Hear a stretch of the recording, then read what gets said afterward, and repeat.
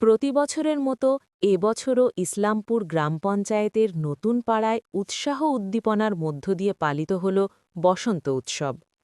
ইসলামপুর গ্রাম পঞ্চায়েতের প্রধান অসীমা পালের নেতৃত্বে ও গ্রামবাসীদের সহযোগিতায় আয়োজিত এই উৎসব ঘিরে সকাল থেকেই ছিল সাজো সাজো রব। প্রথমে প্রভাত ফেরির মাধ্যমে বসন্ত উৎসবের সূচনা করা হয়। পাড়ার রাস্তায় গান, আবৃত্তি ও বসন্তের বার্তা নিয়ে অংশগ্রহণকারীরা শোভাযাত্রা করেন।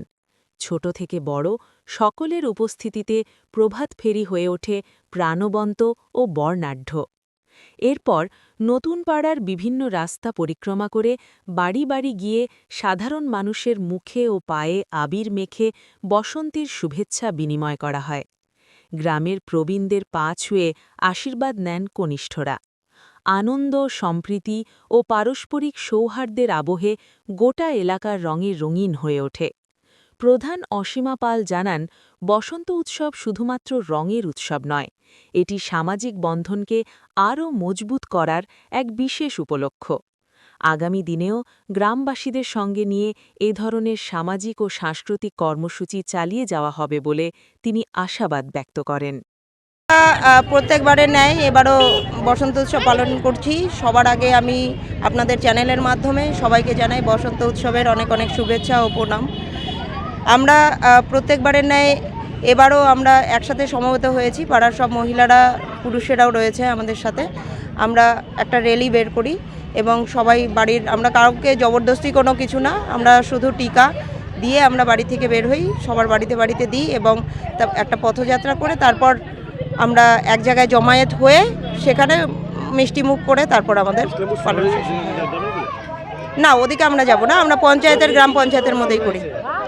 আজকে আমাদের এই তারপর হচ্ছে আমাদের একজন সিঙ্গার রয়েছে। আমরা ওখানে গিয়ে সমবেত হওয়ার পর একজন সিঙ্গার রয়েছেন আমাদের,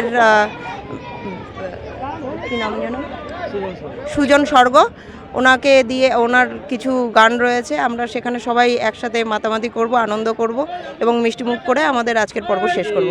পঞ্চায়েতের উদ্যোগে না আপনার ব্যক্তিগত উদ্যোগে?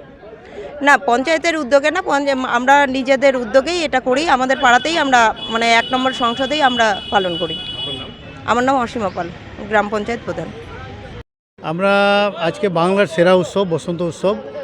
আজকে শুধু শরীরের মধ্যে আমরা রং মাখি না, আমাদের হৃদয়ে রং মাখা হয়। এটা হচ্ছে বাংলার সংস্কৃতি, বাংলার ঐতিহ্য। আমরা প্রতি বছরের ন্যায় এবারও প্রভাত ফেরির মাধ্যমে এই উৎসব শুরু করেছি এবং এখানে আমাদের একজন সঙ্গীত শিল্পীকে এনেছি, সুজন স্বর্গ। ওনাকে আপনারা সকলেই চিনেন। ওনার গানের ভুবনে আজকে আমরা এই বসন্ত উৎসবটা আরও আনন্দময় করে তুলব। এই উৎসবের মাধ্যমে এটা হচ্ছে একটা সম্প্রীতির বার্তা, মনের মিলন।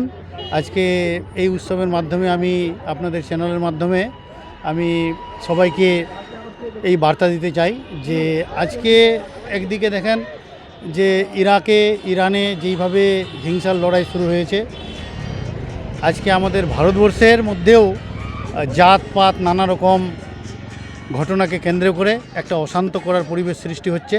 তো এই হোলি উৎসবের মাধ্যমে আমি সবাইকে বলবো যে মানুষের জন্য সবথেকে বড় ধর্ম হচ্ছে মানব ধর্ম, আর এই মানব ধর্মকে রক্ষা করার মূল দায়িত্ব রয়েছে এই মানুষের। ওর জন্য আমরা ছোট্ট একটা প্রয়াস করেছি। এই কষ্টময় দিনে সবার মধ্যে অশান্তি রয়েছে, আজকে সবাই মিলে এই দোল উৎসব পালন করছি, বসন্ত উৎসব পালন করছি। সবাই ভালো থাকুন।